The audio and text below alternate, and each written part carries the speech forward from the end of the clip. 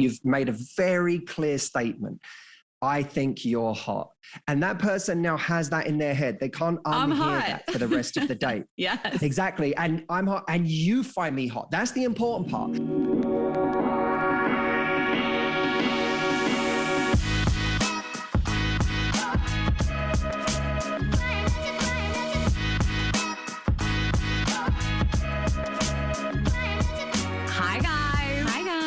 Welcome back to another episode of Girls Gotta Eat. Welcome back. We are remote. This is triggering. This is like quarantine times. It's so weird. It's like COVID times. We haven't recorded an intro not together in so long. You guys, every time we travel together, we like bring mics, we record together. I know. I think I don't even know when. This has been so long that we're apart. Raina's in Seattle. I'm in the Hamptons, bi-coastal. People are like, how long is she going to be there? Guys, all 4 weeks. Oh, in the Hamptons? Yeah, we'll talk about it. Every week we're like, Ashley's coming to you from the Hamptons. Yeah, I mean, yeah, I live here this month. That's what it is. Okay. Couple quick housekeeping things. I think, who knows, but this is probably the last week to order merch from our website. So everything that we have on the site right now, all the stuff that you guys love, Go Off, Snack, Vibes Only, I literally don't care. Everything that we have on the site right now is probably going away. So this is last call. We have the coolest shit coming out for you guys. We have sets, we have phone cases, we have drinkware that you've been begging for. So tons of stuff coming. Hopefully that will launch August 9th. We'll let you guys know via social media. But go to girlsgottapodcast.shop and this is last call for everything we have on there. Yes, and get tickets to our tour. We are coming to a handful of cities. Raina said 1 million last week. I was like, all right, take it down a notch. I went wild last week. You had to beep out my ex's name. I went crazy. People were like talking about it. I like found this random little robot beep. Like it sounded so funny. And I was like, I'm going to go back in and make that like a real beep. And I was like, fuck it. I like it. It sounded fucking weird. Yeah, you went rogue. Let's see, we still have tickets left for shows in Raleigh, Atlanta. I don't know why I said it like that. That's not how we say it. Atlanta, Charleston, Charlotte, New York, Chicago, Phoenix, and that's it, right? I'm double checking your work. Boston. I think everything. Boston sold out. Minneapolis sold out. Denver sold out. Yeah. So get those tickets, guys. We'll see you there. We designed a really dope tour shirt. You guys can get ahead of time. Where to the shows? That's what I'm looking for. That'll be with the new merch drop on August 9th. Yes. So we'll have that, and the shows are going to be incredible. We're booking all these like opening acts and just getting ready to come see all you guys. And I'm just like so excited. So girlsgottaeatpodcast.com and go to live shows and snatch up those tickets. Yeah. Well, we're excited. We'll see you guys there. I can't wait to get back on the road and spend the whole fall on vacation with Ashley. We'll never be apart again. Yeah.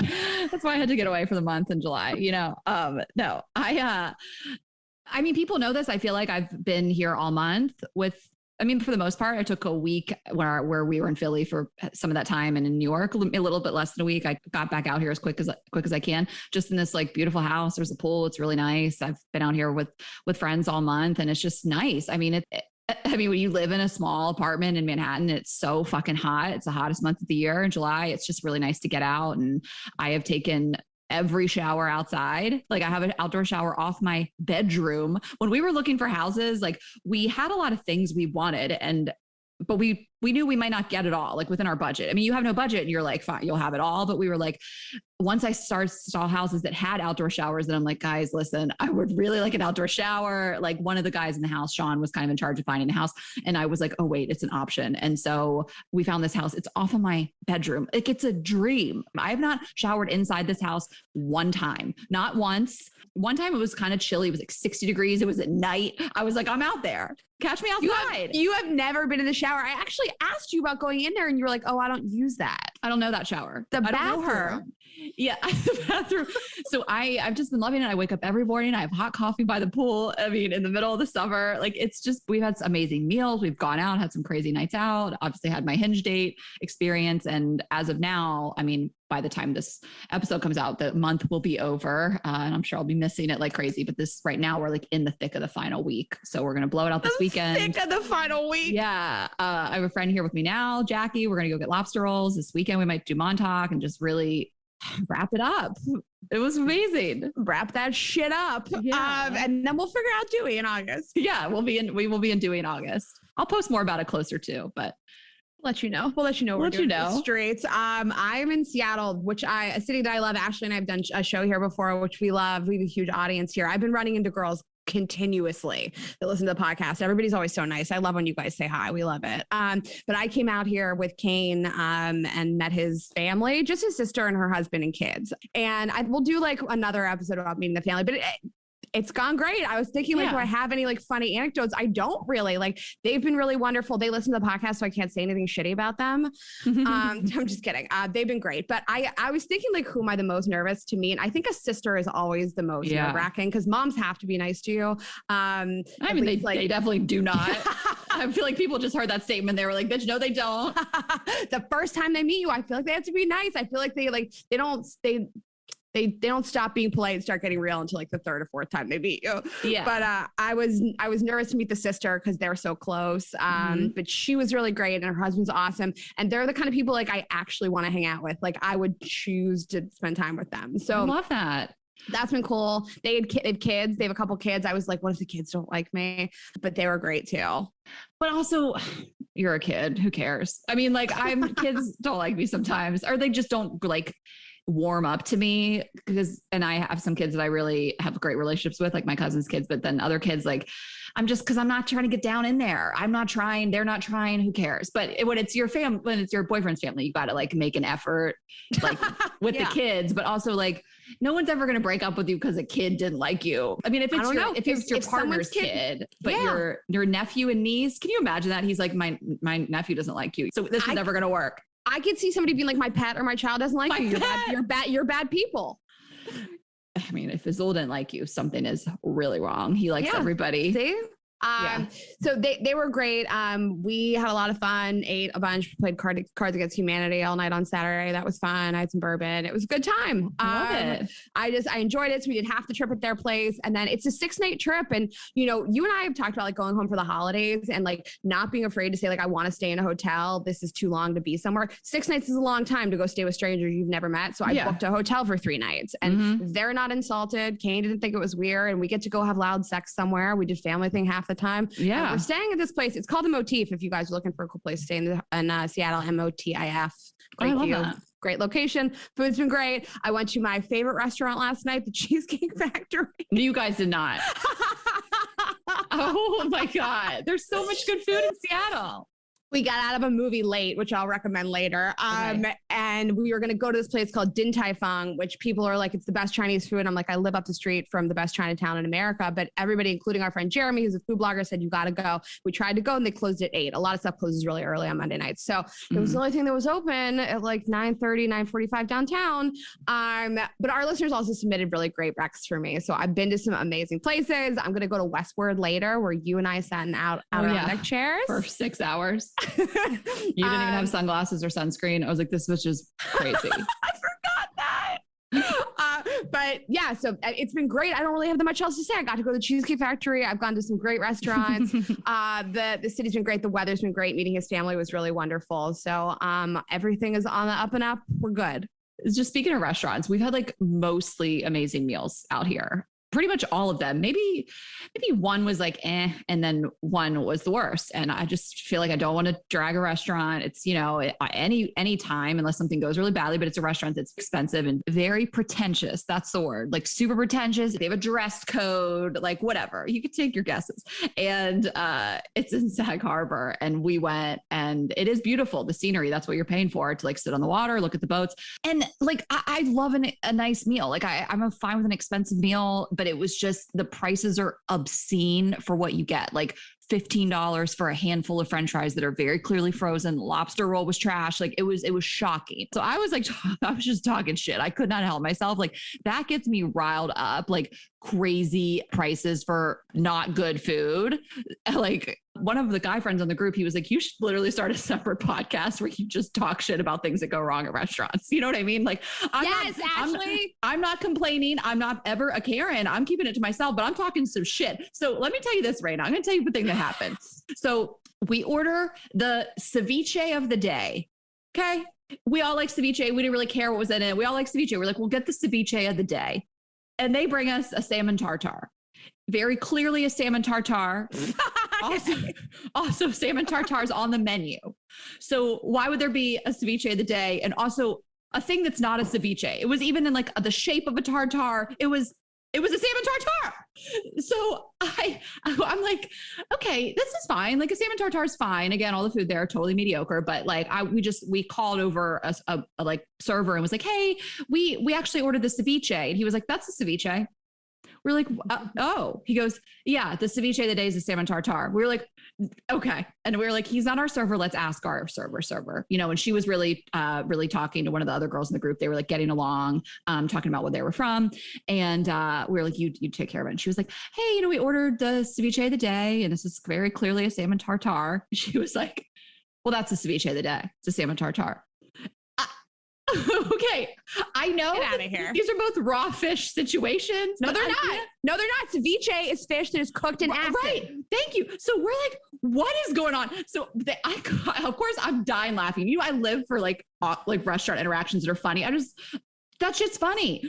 I'm like taking this in. Everybody's looking at me, like waiting for my commentary. I was like, that's like saying that here's the pasta of the day. It's a hamburger. Like what? What are you? That's not it. And you don't even, you're sitting there like, I don't know what recourse. Like, do I drop to them that I eat out in 5 to 7 restaurants per week? Like, what do I've been to restaurants before. Ceviche of the day. It's a salmon tartare. It was unreal. Like, it was so funny. And I mean, this food, it is just totally mediocre. I mean, the french fries, I can't get over. If they're not hand cut, you're charging $15. I mean, you've got to get the fuck out. And we got the bill and we were like, that is shocking. I got my cappuccino, no latte art. I'm like, you couldn't even do a little leaf on it. You couldn't do a bee for the restaurant. I was just like, nothing. It just looked like shit. I was like, the prices here is, by the way, I know restaurants she's talking about, the restaurant prices are shocking for what this is. That was probably the most expensive meal we've had. And then that night we go, and I'll drop the name of this. We go to this place in East Hampton, the Springs area called Rita Cantina. It's incredible. It's just really neighborhoody, incredible Mexican food. We got a ceviche. We had to make up for what happened earlier in the day. We told that server about it. We were like, it was just, we've had these incredible meals. Wolfer Kitchen last night was one of the best meals I've ever had. I'm a Wolfer stan. The winery, the wine stand, the kitchen. I just can't get enough of Wolfer. All I want is for them to repost me on Instagram. But it just was so, these restaurant situations, like, some people they don't pick up on stuff, or they're not bothered by stuff, or they don't have commentary. I like live for it. Like, so much stuff is happening in restaurants that goes wrong. That's funny that you just have to laugh about it. And it's just, I mean, the coffee gate from last week and ceviche gate this week. I am sorry for you then. Okay, fine. But while we're doing this, I can't stress this enough. Ashley and I have both worked in restaurants our whole lives. So it's fine. Everybody should, and I think everybody should, you know, it really teaches you a lot, and how, you know, and I read an article that said people are being ruder than ever, which is insane to me. Like, I read an article that was trending on Twitter that said, like, restaurant workers said, like, people are worse than ever. So I can't stress enough, like, be nice. Everyone's understaffed. Everyone's stressed. Tip 25+%, but like, talk shit if you need to talk some shit, you know? Also, like, listen, people make mistakes. People bring the wrong food. They take the wrong order. I don't care. Just admit that you made a mistake. Don't gaslight me like I'm an idiot. I know. So we went to this restaurant the other night, and it's called the Walrus and the Carpenter, and it is one of the probably like the most popular restaurant in the Seattle area. Everybody's like, you gotta go. It's really wonderful. I recommend it if you guys come here. We had an amazing meal. We sat next to fans. One of the waitresses was a fan. Fantastic. Love the service. Everything's great. But we got there at 5:30. They open at 4, and the guy was like a little snarky with me, and he was like, okay, the wait's going to be an hour and 15 minutes. And I was like, okay, I thought we were going to be so early. And he was like, every seat was taken at 4. I was like, okay, you're not jiving with me. No problem. So we'll go. We're not feeling each other. It's okay. That's all right. It's okay. There's a bar called Barnacle for the spillover. We went and had drinks and oysters. They were wonderful too. I got up to go to the bathroom about 45 minutes into being there. I checked in with the guy, and I was just like, hey, just want to check in on our table. And he goes, I quoted you an hour and 15. It's been 40. I was right on time. And I was like, oh, okay. So it's going to be like 35 more minutes. And he was like, yeah, I quoted you an hour and 15 minutes. I was like, oh, like cringing. Yikes. Yeah. I'm like so nice. I'm not like being like, tell me where your fucking thing is. I was having a great time, having a drink somewhere else. And we sat down and I didn't even mention it to Kane. I was just like, whatever. And they came over. And as soon as I sat down, I got a text 5 minutes later that said, your table's ready. He shamed me so hard. And so I was just like, I walked over and I was like, not looking like 35 more minutes, huh? No, Ray, you had to do it. I told you so. Oh my God. He did not laugh or smile. He was like, your seats are right there. And he just walked away. He did not like it. Fuck that girl. That guy has a podcast too, probably. And he's talking shit on you as we speak. He's like, this little bitch came in and had to get smart. I told you an hour and 15, and that's how long it's going to be. I was like, okay, I'm so sorry I asked you a question. But was it? But no, it wasn't. Sorry, you were wrong. But anyways, I thought that was a funny interaction. I always think that's funny. I think it's funny when people are rude to you for no reason at all. I'm like, are you good? So yeah, that's all I have to say about that. Going to Westward later, and the food here has been great. I love the food in Seattle. We can't wait to do shows in Seattle. And I've met so many of you here. So thanks for saying hello. Yeah, and on that note, guys, we just can't stress enough how much we're trying. Like that, we would be in Seattle, Vancouver, San Francisco, and Portland as soon as we can. One of those cities is been really tough to reschedule, and we'll route them together. Like I'm not. This isn't a complaint. It's just always like we want to be there. So please just like bear with us on that. I want to talk about one thing. Are you crying? No, I'm laughing. I'm like laughing. Oh. Like that Kanye is living in the Mercedes-Benz Stadium. What the literal fuck? I can't live. Like Howard fucking Hughes. I don't understand. You're just living at the stadium. There's a couple other funny references. Chicks in the Office said he's like Buddy the Elf, like an elf, how he was like living there. Yeah, this is just, I can't get over this. Kanye had his album release party at Mercedes-Benz Stadium in Atlanta. It's a football stadium, if you don't know. And then he like, probably knowing him, he was like, I don't like something that happened. I don't like the way the crowd reacted to this, whatever. Who knows? He was like, the album's not done. The album's not coming out when I said it's going to come out. It's going to come out a week or two later, and I'm living here in the stadium to finish it. Did you see pictures of him? He was at the Atlanta United game the next night in the same outfit from his listening party and the stocking on his face. He's just hanging out. He's a madman. Like he really is. I think that he's, admittedly, but like living in the stadium, he's like, I'm just going to stay, figure it out. Money talks. Do you ever see Wolf of Wall Street? Jordan Belfort's like, I'm not leaving. I'm not leaving. He's screaming into the mic. I'm not fucking leaving. Kim and the kids went to the album release party, and then Kanye was like, I'm not leaving. Kim was like, God damn it. I'm so glad I don't date you anymore. So true. She's like, oh, what a dodge bullet. No, I mean, Kim was like, Arena could deal with this now. It's so funny. Like I can't get over it. And then he's like, oh, there's a soccer game going on upstairs. I might as well head up and just like hang out because I live here. I live in the same outfit. That is so baller. Like what level of fame, Kanye West fame, that you can just be like, I live at a stadium now. Like my first thought was, where are you showering? Where is he showering? Oh, there's tons of showers. It's a football stadium. You think he goes down to the locker room? I'm sure there's showers. Raina, come on. There's showers in our green rooms at the theaters we do. There's showers everywhere all the time. Showers everywhere all the time. Can you imagine we just like, we do the Chicago theater and something goes wrong. We like don't like it. And we're staying till we figure this out. Till our next tour. We live here. We do the Beacon in New York and you're like, Raina, I'm staying here until we go to Chicago. I'm just doing it. What the fuck? Right, that's more accurate. The Beacon on the 5th. I'm like, I fucked up and I'm staying here until the 10th. I will fucking die. That is so funny. I'm so glad you brought this up. I had it in my notes for the intro. Like Howard Hughes. Oh, sorry. The other reference. Yeah. Buddy the Elf was very funny, but also Phantom of the Opera. Like he's the Phantom of the Opera. It's so insane. And he gets like free reign to just like go to whatever he wants. Like that's the deal. The pictures. Like who do you tell if you want to live there? Who do you go through? Do you think other people, like other rich, famous people are like, well, I want to live in the stadium? 100%. I think other people are like, wait, I could just go live places. Like, I bet you like somebody contacted the Met today and was like, I want to live at the Met. I want to be at the Met after hours. Like, so where does Kanye? Yeah, right. Probably Kanye. After the stadium, Kanye, he's going to live at the Met. 100% he would. He's like, I live at the Louvre now. That's just what I'm feeling. It used to be a castle. He's like, I live at Versailles now. I'm so dead. Okay. We have a couple recs, but I have like one quick thing I wanted to say.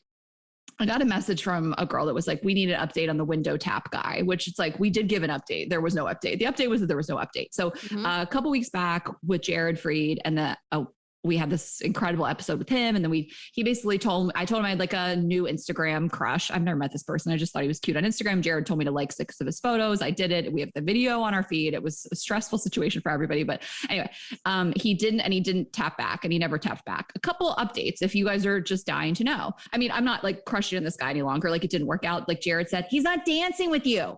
So I think I did see one thing. It looks like he has a girlfriend maybe. I mean, that's what I'm telling myself. But we did see something that I sent to you and I was like, this looks like a girlfriend, which is fine. And that's it. That's the thing. A couple funny things about this. One thing that I found so funny, 0% offended, I found all of it very funny, was that people were doing it. They were doing the tap and they were having success with it and they were sharing that with me. So it was very funny that girls were like, oh my God, Ashley, I just did the 6 taps and he tapped back and we have a date on Friday. Oh my God, Ashley, I just did the 6 taps and he tapped back and we're getting married in September. Like people were like sharing these success stories with me. And it's like, they just want to share. And I love that. And I'm happy for them wholeheartedly, but it was very funny that here I am. I failed miserably. He didn't tap back. And then these girls were like, well, it worked for me. I just thought it was so funny, but I'm glad to hear that it worked. And it made me think of like another thing that I just wanted to say. Like my original thing with that guy in particular was that I was going to just DM him, right? But we did this tap thing instead. It didn't work out. He may or may not be dating somebody, whatever. It doesn't matter. That's old news. But I had mentioned this before on the podcast, like a guy that I was like casually talking to, nothing really ever came of it. We still chat here and there, whatever. He doesn't live in New York. But I think people sometimes want to know, like, how do you slide in there? Like, what do you do? What's the tactic? And I said that I would address it and I never did. And it was like short and easy. Like with this guy in particular, he followed me. He's like a really cute guy and I followed him back. And then, a little bit of time went by. He liked some things I posted and vice versa. And I was just kind of like waiting for an opportunity to like slide into his DMs. And one day he posted something that was like a flirty, like greeting card or something like that. And I felt like that was my moment. He doesn't post a lot of stories. So I was like, this is it. And I just slid in there and I said something like flirty, like, I don't hate it or something like that. Whatever. Bottom line, he responded back. We started talking. We had a phone date at one point. It worked out. Like I just kind of like responded to a story, said something semi-flirty. He obviously like was interested enough in me to engage back. We started chatting and then he asked for my number. And then I actually one night was like, should we get on the phone? And he was like, sure. And he called me, we did a phone date. So it really progressed in a good way. And I think a lot of times people are like, how do I do this? Like, how do I get in there? And it was like, for me, it was, he followed me. I followed him back. I slid in there with something kind of flirty. And I think we've said this before in multiple episodes. Sometimes it doesn't really matter what you say. There's no like magic line. Someone thinks that you're good looking and they're interested in you or they're not, like it was 100%. Like that was just what it was. And then I think both parties need to move it forward. Like I said, he asked for my number. We start texting, kind of took it to the next level. And then I was the one that was like, hey, we should get on the phone. Like we've been texting now for a week or whatever. Mm-hmm. And he's somebody that it's, maybe still in the orbit a little bit, but I had wanted to share that because I mentioned it and I never did. And it's something, it can be anything, but I like the response to a story. And that's how guys have gotten there with me. Like a guy I dated, we met out one night, we met at the comedy club. And then the next day he like responded to a story, slid into my DMs with something funny, like from the night before. So I just think that's always an easy tactic. The window tap thing, it works. You guys have told me that it works. Jared says that it works. If that's not for you, then it's just a simple DM slide response to a story can like work just as well. If someone's interested, they're going to be interested and you don't have to stress yourself out over liking 6 of their photos because it really can make you feel crazy. Well, I'm glad that you brought this up because it's a good segue into who we're talking to today, which is Matthew Hussey. We're having him back on the show. And he tweeted something the other day that is very much, it inspired me. And it's exactly this. And he wrote, if you want to remove your fear of talking to someone, change the intent. And it really stuck with me. And I think that like, when you think about like messaging someone, we put so much like weight on it. We're like, oh my God. And we place so much value on how they're going to react to it. And my self-esteem and how I'm going to feel about myself if they don't respond. And, if you just sort of reframe it and you're like, this is a fun thing. It's not that deep. I'm just going to say a thing. And like, if they don't respond, they don't respond. That doesn't mean you're ugly or terrible or not smart or not funny. It's just like, they might have a girlfriend or whatever the fuck. Yeah, exactly. And it really stuck with me when I read that, because we were trying to figure out what we were going to talk about with him. And I read that and I was like, I love that. I love his advice. We love his advice. And I agree with you. Just get in there. Who cares what you say? And again, like, that's the thing. I think people sometimes want this like magic pickup line. Again, I think you can do better than like hey or hi. But again, if it's a hey or a hi and they think you're good looking, that's fine. It's hard to go from there, like comment on something that can strike up a conversation. But I mean, if it's a DM slide, like a polite person that is not interested will probably give it a little give it a tap, give it a heart, and then be done with it. And that's your answer, otherwise like they're going to engage, and that's it. That's it. And that's all. That's it. That's all. That's all. Okay. I want to hear about your rec. Is it this movie that you went to before the Cheesecake Factory? Yes, I had a great night last night. It is a little bit heavier. It is Roadrunner. It's the Anthony Bourdain documentary. It's by HBO and CNN. I'm assuming, be on HBO if it isn't already. But Anthony Bourdain is a great hero of mine. He's somebody that has inspired me. I've read every book he's ever done. Every place I ever traveled to is because he traveled there and he made it seem accessible to me. I would always watch his shows before I traveled. And, if you guys don't know a ton about him, like the backstory, he was 43 before he attained any level of success. He was a junkie. He was just somebody who just sort of bopped around through life. And he didn't really attain professional and financial success until his mid 40s. So I'm really inspired by him. I'm inspired by just the way that he lived his life in general. And this is a documentary about his life. I thought it was really, really well done. I thought it really honored his life. And everybody is in it. Eric Repair, who was there on set with him essentially when he killed himself, his ex-wife, a lot of producers, documentary filmmakers, everybody that worked with him was part of this. And so I thought it was a really beautiful tribute to his life. They didn't sugarcoat his depression, his drug use, things like that. The only person left out of the documentary is Asia Argento, who was his girlfriend when he killed himself. And I think there's a lot of talk towards the end, about, who's to blame for this and what their dynamic was like and what his mental state was. I think that she gets a lot of blame for his mental state at the end. So take it with a grain of salt. I read a lot about the director and why they chose to leave her out of the film. They did not interview her. That was on purpose. So there's a great Vulture article about it if you guys watch the movie and you're interested in knowing why they left her out, why that narrative was left out. But I thought it was a great tribute to his life. He was somebody who really meant a lot to me. And it's 2 hours. It's not a super long watch, and it was really interesting, whether or not you know anything about him.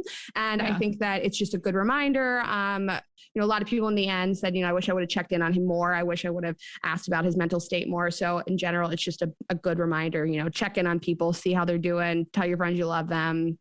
That's it. Yeah, good. I will definitely see it.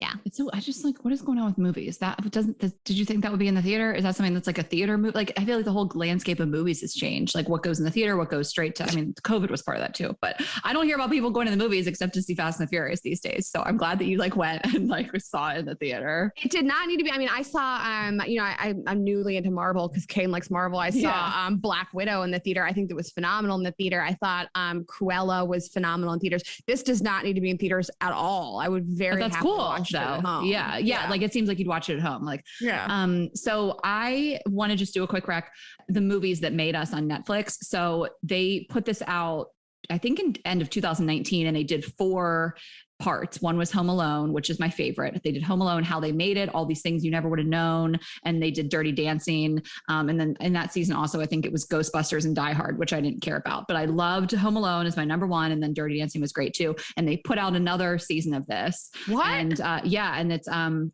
Jackie and I watched 2 last night. We were trying to figure out what to watch, and I saw it and I was like, oh my God, can we watch this? We watched Pretty Woman and Forrest Gump. No. Which is just like, so, these movies are just, they're so iconic. I swear they don't make movies like this anymore. And it's just so cool to see what went down. Like a lot of the thing of the movies that made us, the series on Netflix is like, these movies almost didn't get made, you know, which is the story probably on a lot of movies, but like where you're like, oh my God, like everybody collectively was like, we didn't think this was going to be a thing. Like Pretty Woman, it had a different name. Like Julia Roberts was kind of a nobody at that point. She'd only done like one movie, Mystic Pizza, which I love it. And it was really great. So love Pretty Woman. Forrest Gump's one of my all-time favorites. And I looked it up because I wanted to know Jurassic Park is in there too. What? So that's going to be a good one. Yeah. Back to the Future, Pretty Woman, Jurassic Park, Forrest Gump. So I've done 2 of the 4. I don't care about Back to the Future, but that would probably be a pretty cool one to watch. I just was never like a big fan of the movies. Not in a bad, I mean, they were great, but I just weren't for me, you know? Yeah. I didn't care one or the other. I mean, it's not for me. It's probably the last one of that series I would watch. Jurassic Park. Goddamn. I mean, I remember seeing it in the theater. Same with Forrest Gump. Like we were like, this is the best movie of all time. Did I see Forrest Gump in the theaters? Guys, we did not see Pretty Woman in the theaters. We're not all right. Well, those are Rex. Is that it? That's it. I'm super excited for our guest day to get in with them. I have loved all of our guests through July. I feel like the podcast is so hot lately. It is so hot lately. I love it. We have so many people coming up. You know, let's just say it. We asked for on Instagram what male guests you guys wanted to have. And of course, people said Matthew Hussey. They love Matthew Hussey. And it was just, it was Kane was number 1. So everyone does have Kane on. Just his time will come. Maybe. Listen, we're not that's right. His call. So much Jared, even though we just had him. Like people like have Jared every week. We don't care. It's so much Dale Moss. So stay tuned. We're on it. And those were like the overwhelming, probably Matt Hesseltine, our dads. So one of those people is coming up in the next couple of weeks. You guys can just guess. And you guys also asked we can just Emily Nagalski. She wrote Come As You Are, and we got her too. We got them all, so we got a lot of let's just tease it up. Coming up. Who we got coming up? Got dream stuff. And dream stuff. Oh my gosh, we're going to do dreams. I had a crazy dream last night. I'll tell you about it offline. I've been fucked up all day about it. Okay. It wasn't about you for once. Rain and I have nightmares about each other. But I woke up the other day. I looked at Ken. I was like, I had bad dreams. He's like, about what? I was like, the same thing. The only bad dream I have that Ashley and I are on tour and we're not prepped and we're fighting. It's my only bad dream. I have it all the time. Yikes. We've never not been prepped, but we have fun. All right, guys, we are super excited for our guest today. He is a world-renowned love life coach, a sought-after speaker with years of sellout seminars, and a New York Times best-selling author of Get the Guy, Learn Secrets of the Male Mind to Find the Man You Want and the Love You Deserve. He has truly helped millions of people. We are thrilled to have him back on the show. You guys loved him so much last time. Please welcome to the show, Matthew Hussey. Thanks for having me, guys. This is so nice to be back again. I loved our conversation last time. And I think, I think it was after our podcast that I then came and saw you guys on stage, right? Yeah, our last like giant show before the pandemic. Was that the last one you did before everything shut down? We then went to Australia, but that was the last like US show actually, and big theater show at the Wiltern. That was like such an epic show. You were there, but it's just funny to relive that time. I remember editing your episode on the plane when we were doing all this travel, like the last travel, you know? Yeah, so you were like one of our last memories. It seems like such a wildly different thing that we're going through now. And I remember your show was giant. Like there was so many people there. And I can only imagine your show in Australia, because Australia is a whole different audience. And there's so much more like, do I say crass?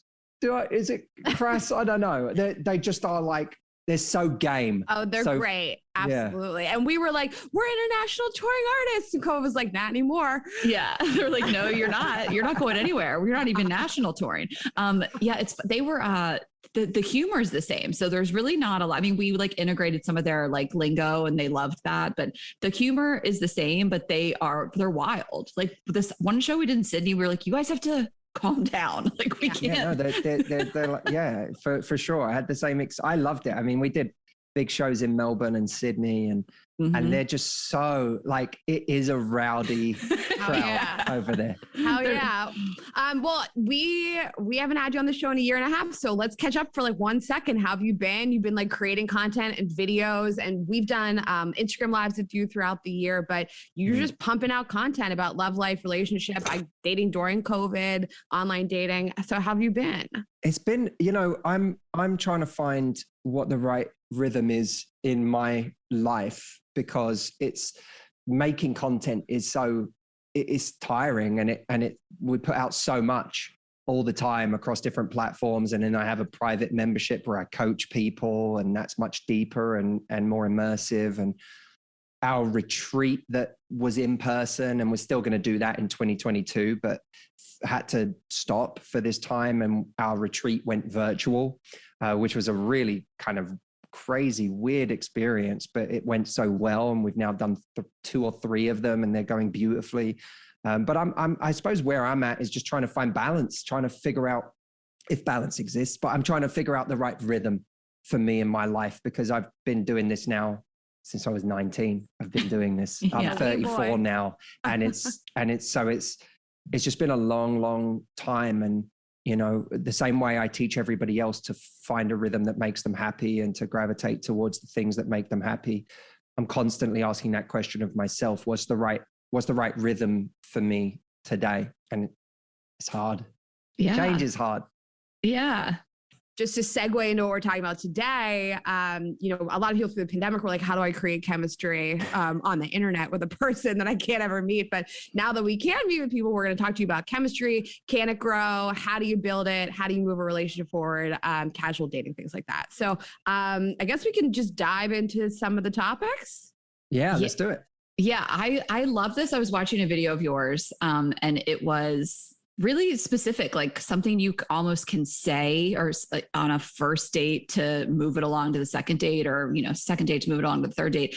And the thing that I love is like chemistry is different than connection. You know, you can connect with somebody and talk to them for hours and hours, but not necessarily have any chemistry there, not want to sleep with them, and vice versa. So you kind of said, here's how you can let them know essentially that they're desired on a date. Yeah. It's really, I can think back to times in my life where I was on dates, and I went on the date because I found this person attractive. And then by the end of the date, it wasn't that we didn't have a nice time. I didn't finish the date thinking that this person didn't think I was a nice guy or something, but I did finish the date having no clue as to whether this person found me attractive, or more than attractive, hot. There's a difference. Attractive is like a kind of appreciation. Hot is a desire. I want to take your clothes off. Yeah, exactly. And I would finish certain dates and go, I have no idea if this person thinks I'm hot or not. And as a result was like, well, I probably am just going to leave it there, you know? And then the next day I'd get a text that said, I'd love to see you again. And I'd be like, what? How is that possible? It didn't make it, I'd feel like I'd been gaslit. We've all walked away from dates going like, was I on the same date as you were? And I think that happens a lot where you're like, either you feel chemistry and they don't, or vice versa, or there's sexual chemistry and no emotional connection. But yeah, absolutely. Where you walk away and you're like, wait, I'm sorry, you liked me? Or you talk for 3 hours, but it's like about work, or it's not like, it never gets to like a sexy point, you know? So you're like, we connected, like I really enjoyed them, but are we friends now? You know? The funny thing about chemistry is chemistry will guarantee you a second date. Right. A mutual connection won't. Connection won't. Right. Connection will mean you had a nice time. And maybe even a lack of chemistry will mean two people who maybe should get together again to try, don't get together again. But an abundance of chemistry between two people will mean two people that shouldn't try again will end up on another date. Like two people who are going to destroy each other down the line are going to end up on a second or third date. So it's really important for those people who just shun it, like, oh, I'm not good at flirting, or, oh, I'm not good at creating chemistry or whatever. It's like, you can't afford to say that, because it can actually cost you someone who would be really great for you. And it's not about some cartoonish version of flirting that you have to become good at. It's about understanding what is the difference between chemistry and no chemistry. And sometimes there's no chemistry and it's no one's fault. There's no chemistry because there's no chemistry. And there won't be. Two people. Yeah. That's a wrap.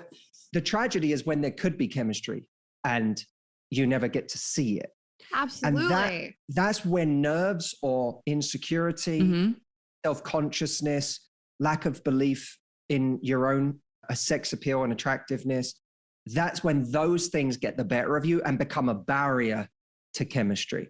I really believe one of the words that defines flirtation and chemistry more than anything else is pace. If you look at the pace of situations where there is no chemistry, it's always fast. There's a speed to lack of chemistry.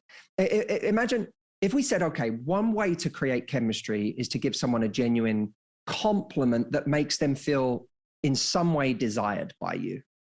It doesn't have to be like, when people hear desire, they think now I've got to say something really sexual. It's not, it's very, very subtle. You could literally just say to someone, you look great. Like, let's just take that. It's very simple. You look great. Now, if you speed it up, it doesn't create chemistry or sexual tension. You could get someone who gets on a date and they're like, hi, how are you? Oh my God, it's so good to see you. You look great. So what are we doing later? And immediately you get the impression of someone who's not going to, this is not going to create sexual tension. Whereas if you get someone who gets to a date and says, you know, hey, how are you? Oh, you look great. Oh, you're talking about actual like cadence. I love this. Yeah. Like how you say it. Pace. Yeah. Yeah. Literally pace. If you take sexy situations and put them on fast forward, literally fast forward them, they're no longer sexy. They sound like an afterthought, right? You know, it sounds like it's just thrown in with everything else. Like the way your dad would say it. Like, oh, you look great. Like when you put, you know, when I like, you know, like, you know what I mean? Like as my dad's not going to be like, Ash, you look great. You know, Actually, like when your dad tells me I look great, it feels sexy. Shut up. I can't. This is just like a 3-week streak now, like saying something about my dad that it makes it uncomfortable, but you brought it up first. You started this. Okay, sorry. Keep going. No, I was enjoying the dad banter. That even the way that you said it, Ashley, differently from the first to the second time, is just the difference is enormous. And that's what people don't realize is people get so obsessed with what they're saying. And one of the things about coaching people in the way that I do that requires a lot of experience is that when people tell you, when people recount events to you, they never tell you how they said something. They only tell you what they said. So they'll say, Matt, I did everything you said. You know, I said that thing and I said this thing and this is what happened. But they never say, here's the cadence, here's the speed at which I said it, here's the manner in which I said it. No one ever talks about those things. And that that's where it's at. You don't even need words for chemistry. Someone can be talking to you and telling you a story or describing something that they're passionate about or describing something passionately. We all know that thing when someone is saying something they're really into or saying something they really love or are passionate about, and there's an appeal to them in that moment because they light up and they look sexy talking about something that they're good at or something that they really enjoy. In that moment, it pays to watch someone as much as you listen. Yeah. When someone can feel watched, you know that feeling when someone's looking at you, but you know they're half listening. Half of them is looking at you in this moment and just taking you in and observing you. And in that moment, it feels really good. You feel special. You know that they're kind of, the thought going through their mind is, my God, she's hot. You can almost, it's almost like they're saying that, but they're not saying it just from the way they're looking at you. It's one of the few contexts where not fully listening to someone is not taken as an insult. Yeah. Yeah. Right. So if you want to flirt with someone and create chemistry, sometimes it's really like observing them as they're speaking. And then when they finish speaking, you don't rush to the next thing. They don't say that. And you go, oh my God, they're so cool. So what about blah, blah, blah. Instead, you hear what they say and you smile to yourself. Maybe you look away for a moment and you look back and you say, so, and then you keep talking. And in that, it's just in those little moments that someone gets the sense that, oh, there's something more going on here. And that's what makes creating chemistry not impossible to teach, but it's what makes it hard to point out because these are very, very subtle things. They could be communicated in the first hug you give someone. You walk up to someone and hug them and someone just holds you for a second longer than another person might. And you just have this sense of many things. So many things are communicated in a good hug. Oh, you're comfortable in your skin. You're confident in yourself. Oh, you can let a moment breathe. Oh, you actually wanted to be close to me for half a second longer. Like all of those things are communicated in that moment. And just that moment itself, I mean, I know we're in a complicated time as far as hugging is concerned, but even that at the beginning of a date can set the tone for the entire date. I think it's so important to be intentional, and you can teach these things. You can teach tone and cadence. And you said that people don't tell you the way they said something. And that's because none of us know how we sound. If any of us knew how we actually behaved, we'd all be perfect people. Right. And we all have those situations where a friend explains to us how they behaved in a situation. And in your mind, you're going, I know you. And that's not what happened. And so if you can actually be intentional about pacing something out about the tone, I think we can teach a little bit about how to flirt a little bit better, because we all walk away from situations thinking like, did I communicate that properly? Or how did they not see what I was trying to communicate? But if you take a moment to say to yourself, I am going to slow down a little bit. I am going to be more intentional. I am going to hold eye contact just a little bit longer.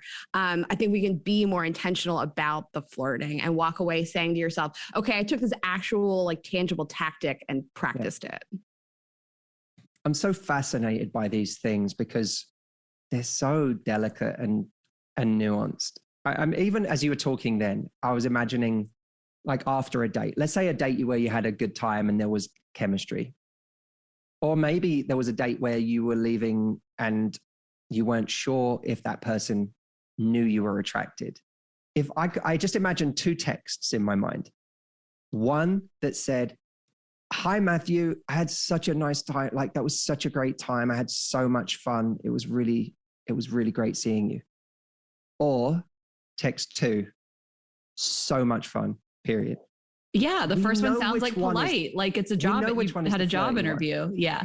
And I mean, you said something, I think in the video, it can be so small and something that you slip in, like, I forget the example you used, but it said something like, well, I wanted to go out with you because of this, and this. And also I think you're hot, or like something just like simple. Like I feel like we go on a date with somebody, and let's just take, an app date, for example. It's a stranger and we're sitting there and we should know that this person found us attractive, but everybody's head is just like, do I look like they thought I was going to, do I carry myself the way they hoped? I mean, how many times have we thought someone was cute in a photo and we meet up with them for a first date and it's like awful and you never see them again. So we're all sitting there wondering, like, do they actually find me attractive? Like, and then the other person could be thinking like, I do find this person attractive. They should know that by the way that I'm like sitting here with them and spending time with them, but no one knows until you say it. And I'm thinking of examples of those moments on dates when someone said a thing that made me register like, oh, they find me attractive. They think I'm hot. They want to kiss me or whatever.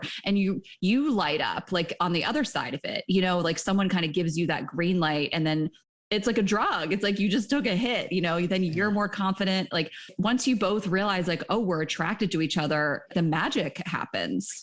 Yes, and people are dense. I feel like most of us are trained to think that somebody isn't into us, and we need more intense signs of somebody saying like, yes, I'm into you. I'm sensitive to people being into me, and I will just assume that you're not unless you're intentional about it. So I think a lot of people are dense and need to know, yes, I'm into you. That's exactly right. And we're almost waiting for permission to bring that side of us out.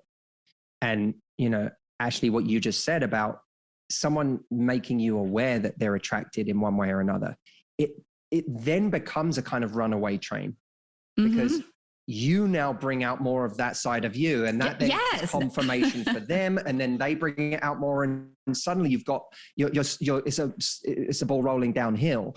The example you gave at the beginning is, one of them I think I gave in a recent video of mine, that idea that when you get on a date with someone, let's say they start talking about something they're passionate about. They're really into a certain type of, books or whatever. And you say, oh, that was one of the things that I found really attractive about your profile, was that you were into that. I mean, that and you're hot. But that's it. That's the thing. Like just slip it in there.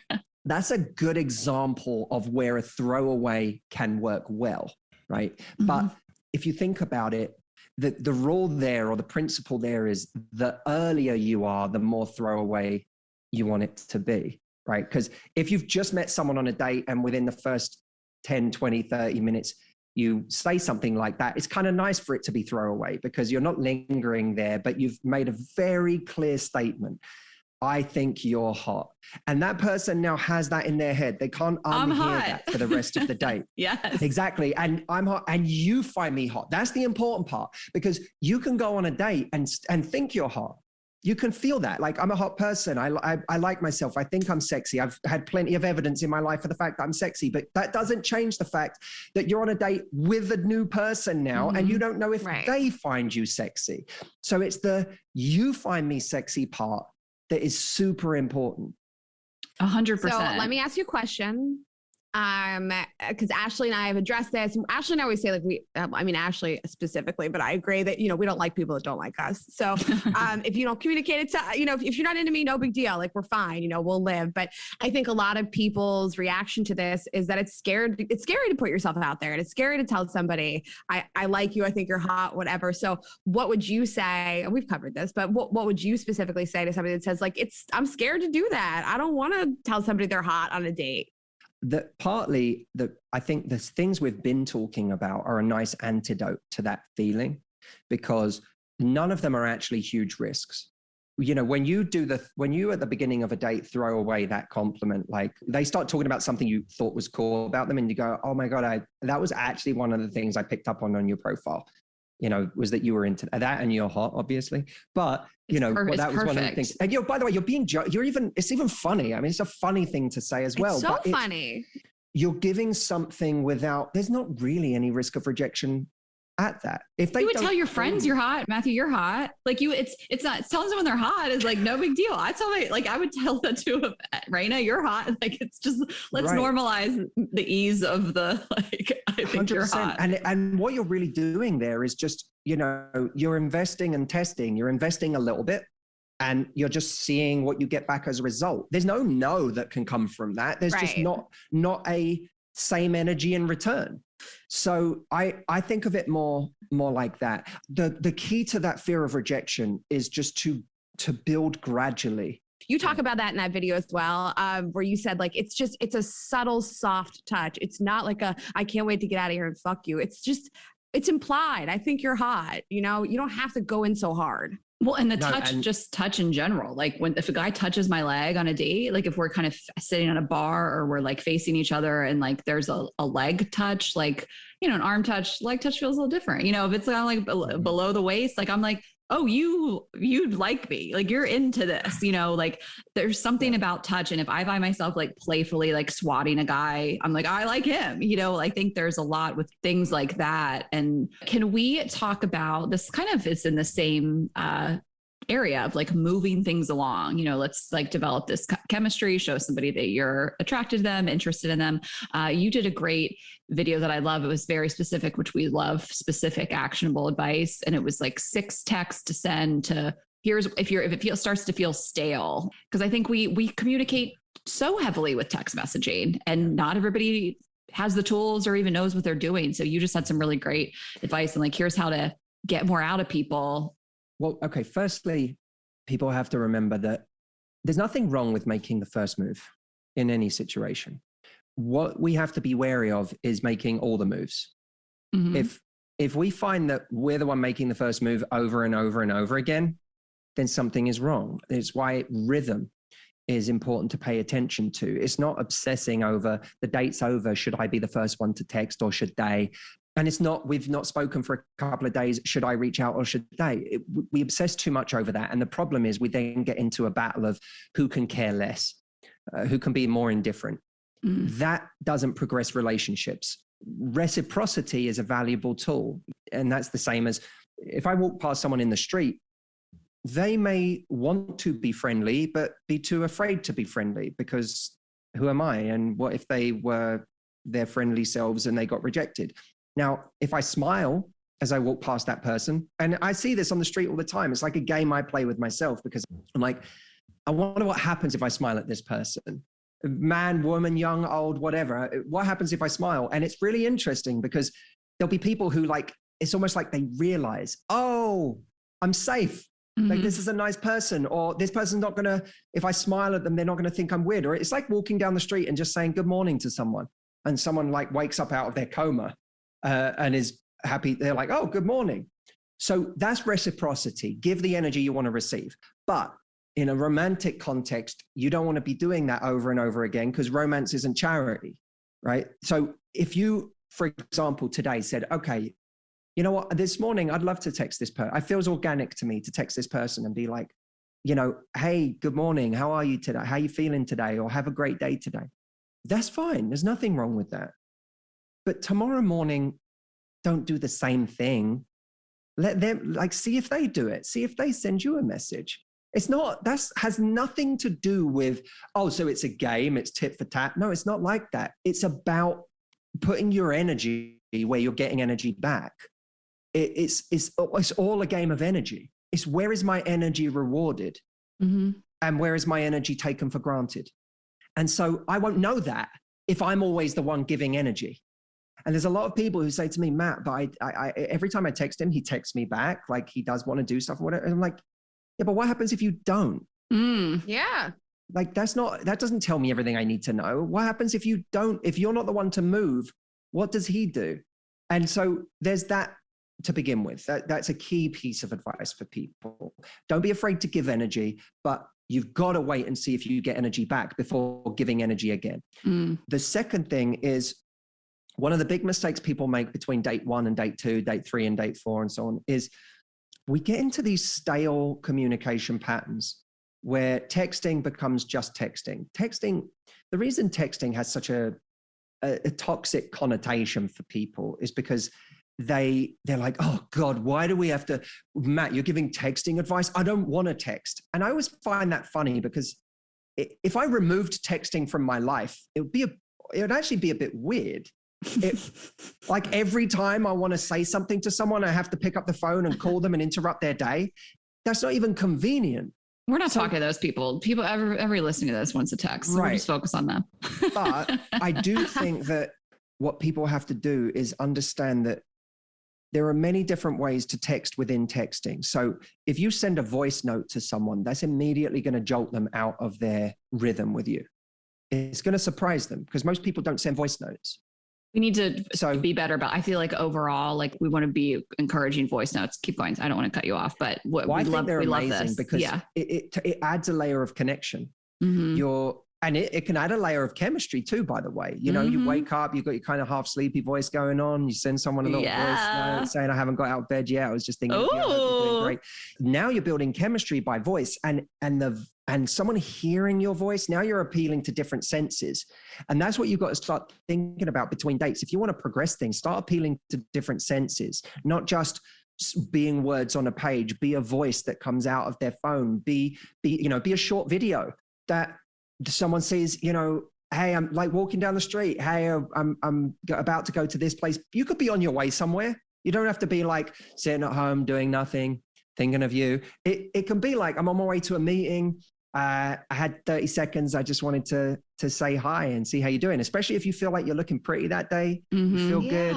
You know, like that's going to register with someone on a different level. Then they're going to go, oh man, I want to see her again. It hits them differently. So vary up the style of communication that you have with someone. That's going to be something that allows them to relate to different senses. And the third piece of advice I'd give for this is reveal a little more of you. So if you know, I gave the example before about someone said, hey, how you doing? By the way, you never need to answer the question you were asked, right? I love this. Yeah. Someone texting you is just an opportunity to say something interesting. Right. It's just hey, I'm here. Like, I want to chat.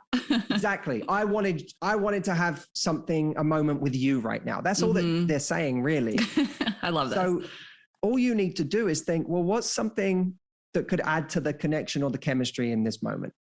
The example I gave before was, hey, how are you? Well, right now I am trying to put together a piece of IKEA furniture with my mom and my dad and with my dad and my little sister. And we are terrible at it. And my mum is just standing here laughing at us. Like, if you can send that, then you all of a sudden have painted a picture of your life, of a family connection. Oh, that's cute. That's my mum laughing at us as we try and put it together with my dad. That's sweet. There's something playful and fun about that. That's an image that makes me warm to you. My little sister. Oh, you're a big sister. There's all these little details contained within that. Oh, you're having a terrible job putting this together. You can laugh at yourself. I'm learning so much about you from such a simple message. But what you're doing is on dating apps, everything's two-dimensional. What you're doing is you're making a two-dimensional picture three-dimensional. And the reason that people in dating today have such an easy time dismissing each other is because you're dismissing a two-dimensional character. The moment someone starts to reveal themselves in three dimensions, oh, you're a daughter. Oh, you're a sister. Oh, you're someone who has a passion. Oh, you're someone who feels. Now it's harder to dismiss someone because they become this human in your eyes, a real living, breathing human.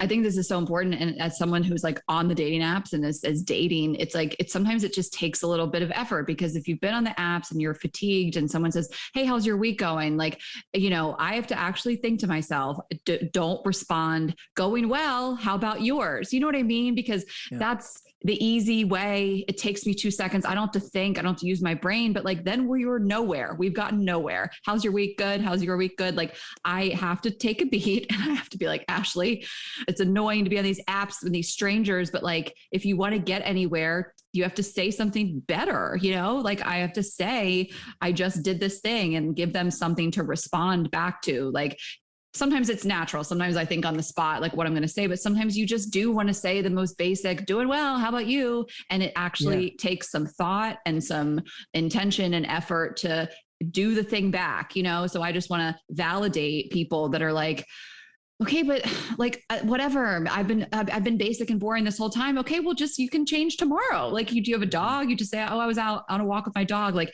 any little thing. I just went to yoga. I love that you said you don't have to answer the question, like someone says, how's your week going? It does not need to be good, could be better, great, not great. Like, answer a different question. Say, going well, I'm just doing this thing. And so the conversation, I bet people could look at their dating apps right now and see all the conversations that went stale because someone asked a boring question and someone gave a boring answer. So it just sometimes takes a little bit of effort. It's kind of like it's, you guys, when you go on stage and you do comedy or you speak to people, you go on stage and you take the most interesting thing that happened to you that week. And that's the thing you're going to say. Was it Churchill, I think, said life is a drama is life with the boring bits cut out. And that's kind of true when you go on stage, right? You don't give them your whole week. You run through some of those things that are the more interesting things. And and it doesn't have to be amazing content. Yeah. It could be the movie you saw this week that was interesting, or it could be this funny thing that just happened to you, or it could even just be, like you say, it doesn't even have to be better, just more.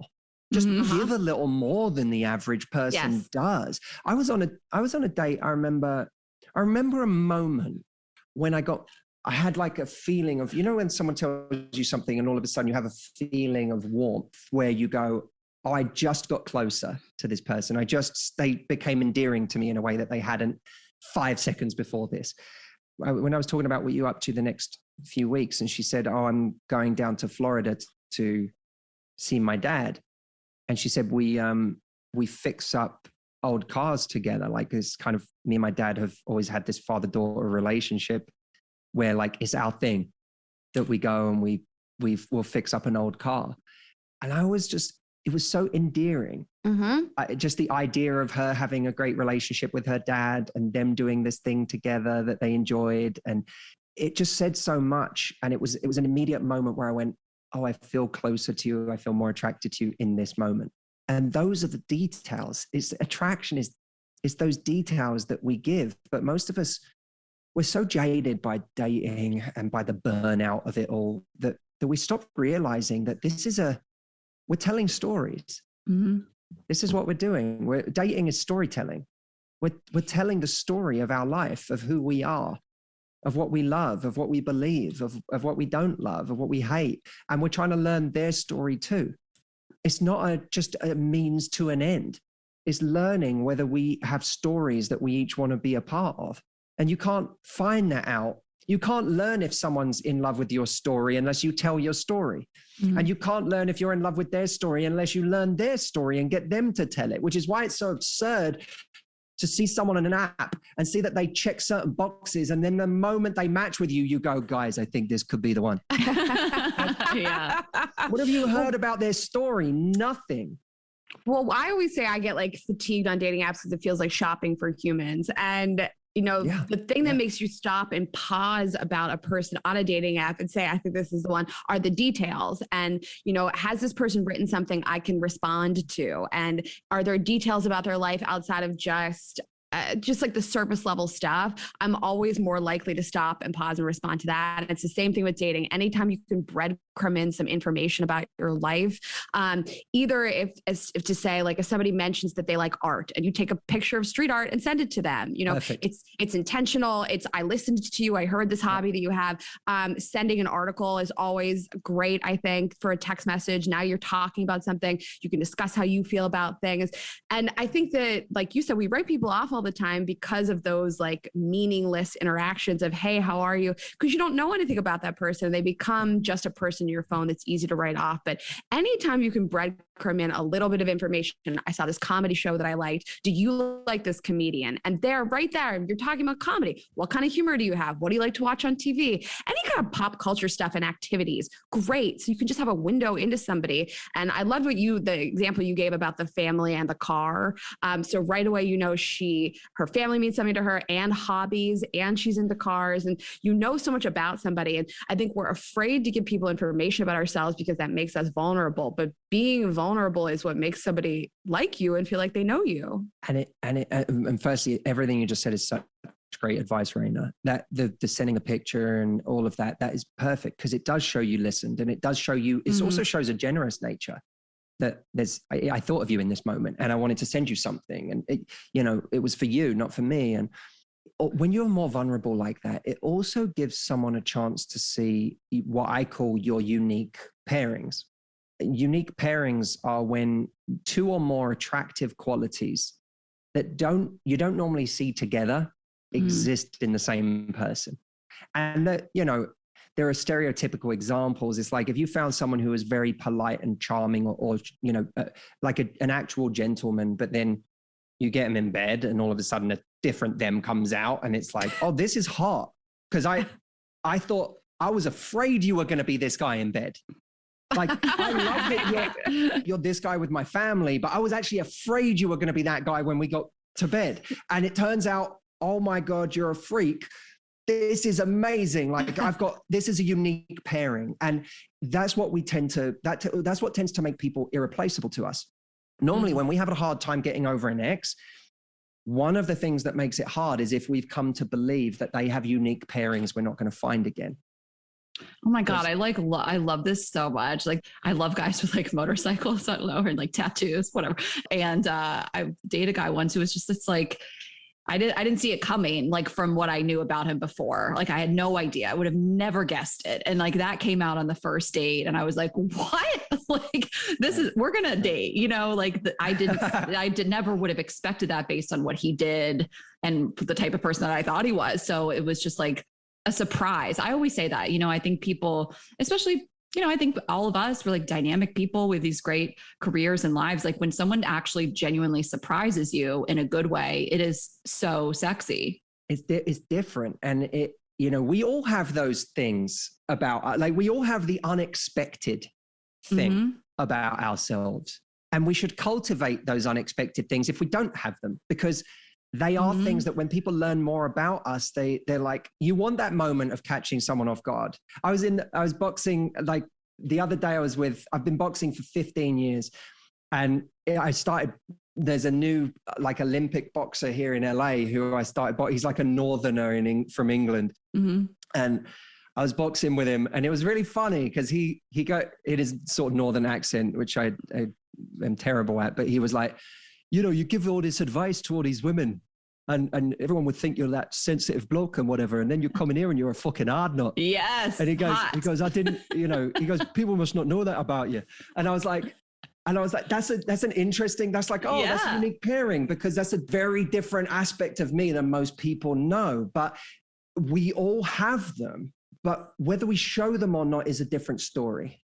And it's about cultivating unique pairings and getting good at showing our unique pairings. On that date, when that person said, about her dad in a car and whatever, I was like, well, that was unexpected. Like, I didn't see that coming. And then it also has the additional effect of making you go, well, what else don't I know? What other things are going to take me by surprise about this person? And now there's a mystery. Now you're curious about them. I love what you said also about like, if you say to yourself, I don't have those things about myself, which I don't believe, everybody has those things about themselves, of course.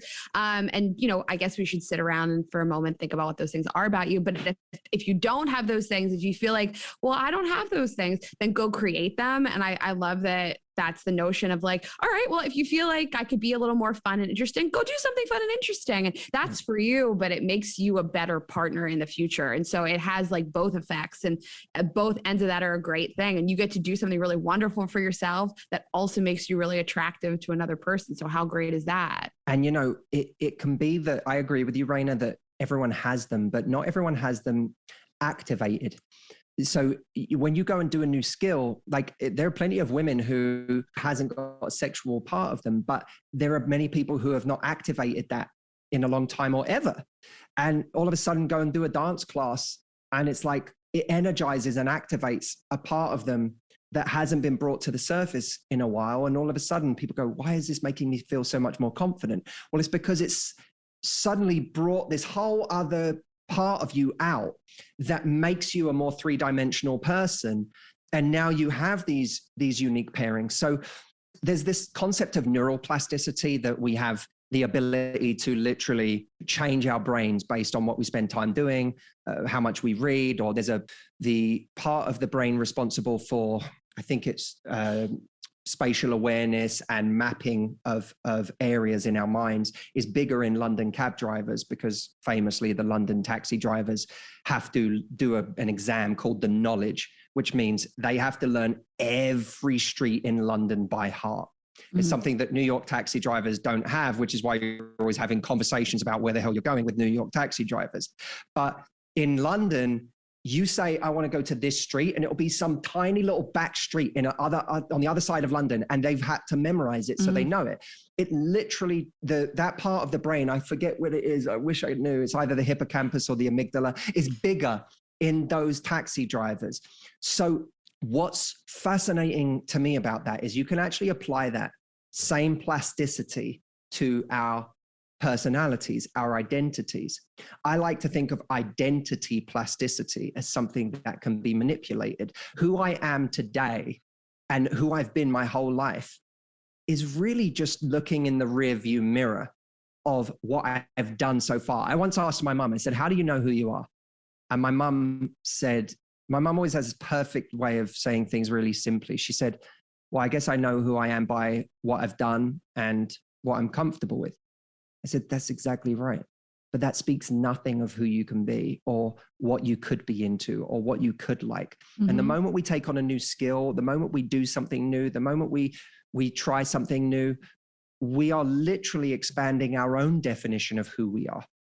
And then when we come to our dating lives, a bigger us comes to the table because we've not contained ourselves before we even get on the date. And I think some people, that's the problem with the whole, like, you complete me thing. They're always just searching for the romantic partner to show them who they are. You know what I mean? Like, especially when you find somebody really young, get married really young, you don't quite know who you are, what you're into, and you kind of become the partner, and it can work out. You see high school sweethearts, they're happily married forever. But I think sometimes that's always the myth we're trying to debunk. And I think it's kind of old fashioned at this point, but kind of like waiting for this person to come along and like light you up and show you who you are, and then you meld into one. And it's like, it's not what makes for a happy, healthy relationship. And that's, I think that's what we're so excited to talk to people like you and spread that message of like, become this dynamic, fulfilled person before the before the partner. Or even within the relationship itself, don't fall into the trap of saying, I got the relationship, I'm good. That is a trap. That's my hobby. Well, there's a wonderful Esther Perel line where she says, you know, we're all going to have many relationships in our lives, but some of us are going to have them with the same person. And that, even if you think you're going to be with one person forever, you're still going to have many relationships. Absolutely. The ignorance of that is the danger.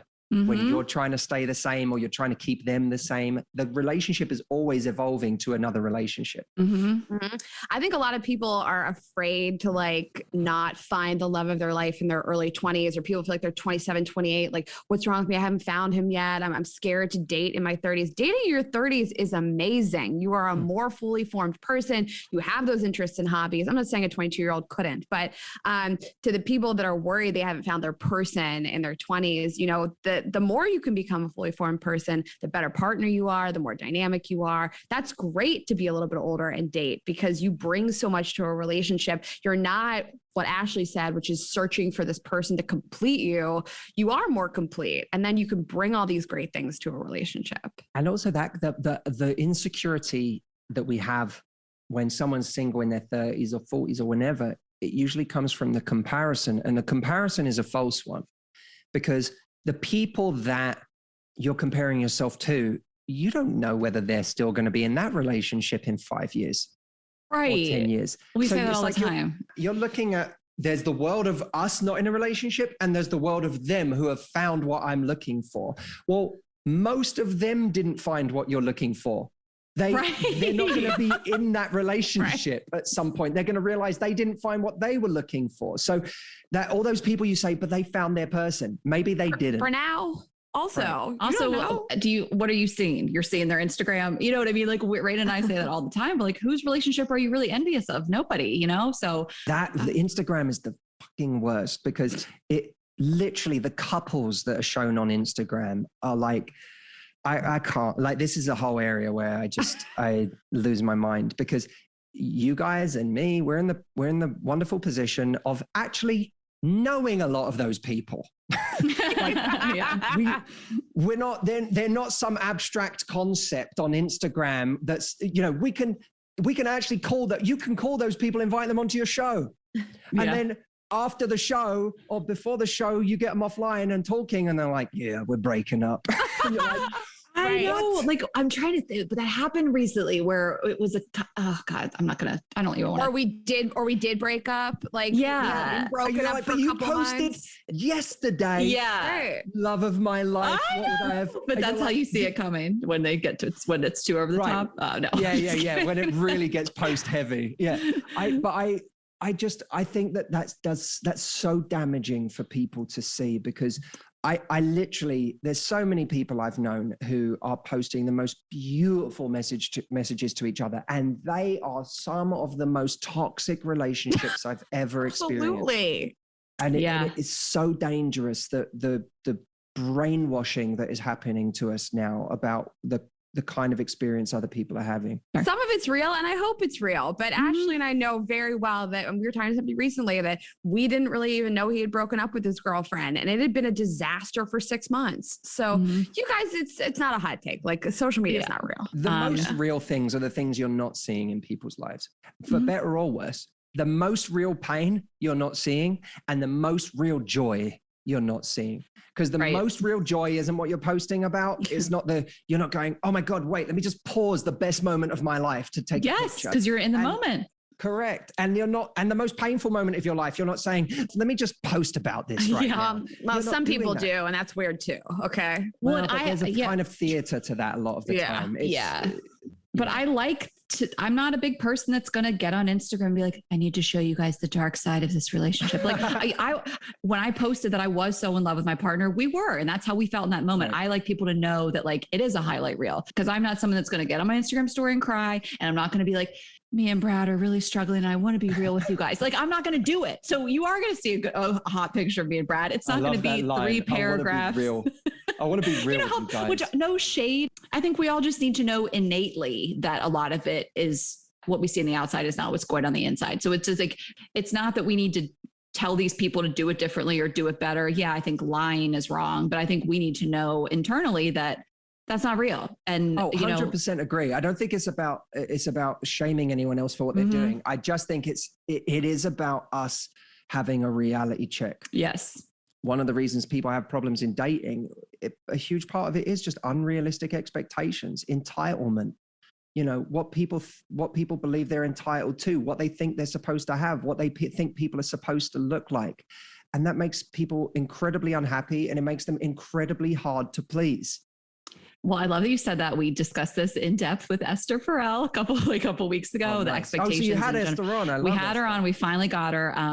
But I mean, we could talk to you for hours upon hours, but we're kind of going over. So if you feel comfortable wrapping up, we'd love to wrap up there with. I would like to wrap up with something that's been bubbling up inside of me, and I just want to let you guys know your hippocampus is responsible for memory.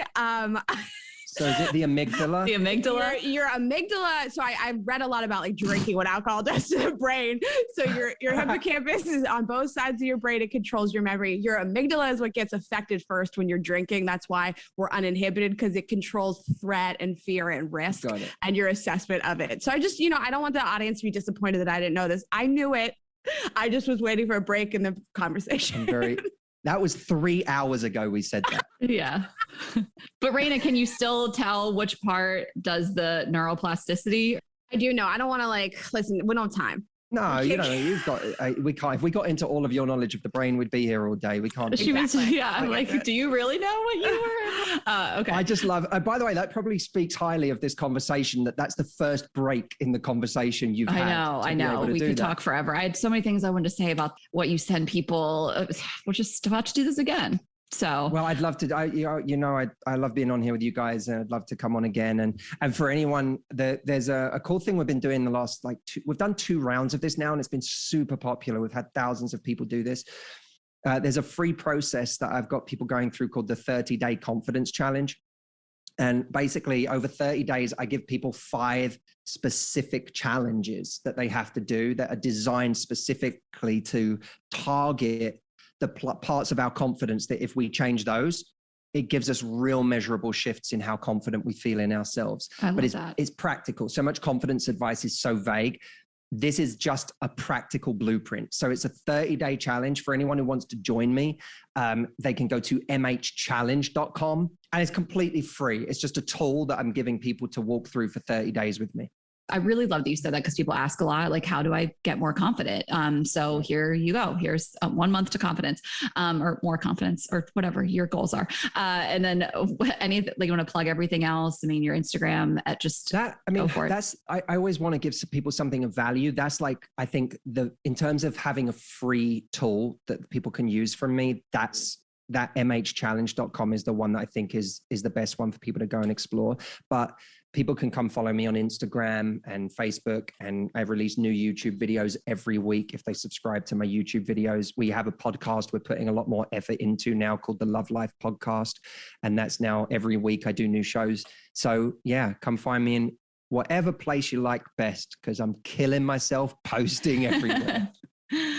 Well, we loved having you again, and thank you for joining us. We'll chat with you soon. Hopefully we'll see you in LA soon at another theater, hopefully. Yeah. Well, yeah, we'll see who gets to who first, whether it will be me coming to your show or you come into mine.